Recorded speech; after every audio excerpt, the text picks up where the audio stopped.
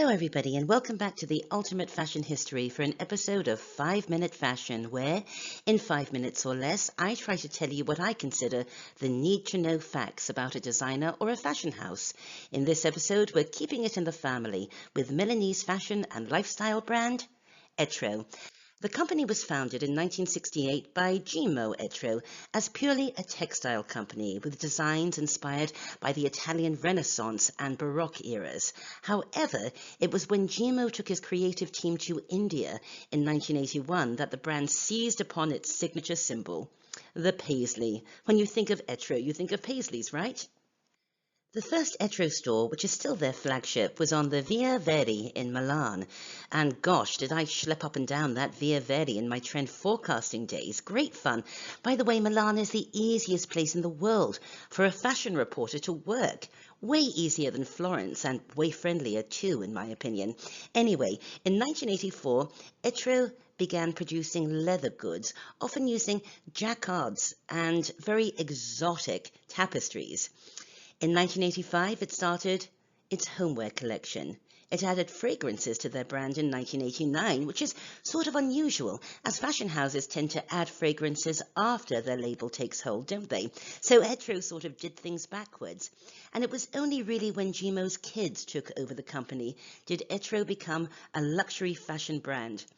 The brand it is today, launching its first collection in 1996.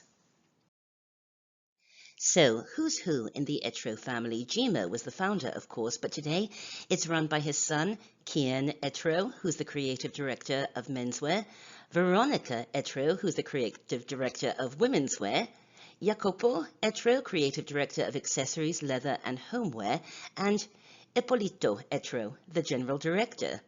Gimo told his kids they should do whatever made them happy in life, but said that if they wanted to work for Etro, they had to start at the bottom. And they did. They all began as interns and worked their way up through a number of entry-level jobs, delivery boys, data entry, receptionists, that kind of thing, and all worked there for years before getting to run the company, which they do from this gorgeous palazzo in Milan. I got my first job in fashion through my dad too. He made me the European fashion editor of one of the glossy magazines he was running. Lucky? Oh yes, oh yes. Am I running a multi-million-dollar company from a gorgeous palazzo in Milan? No, I am not. So I think Gimo got it right, don't you?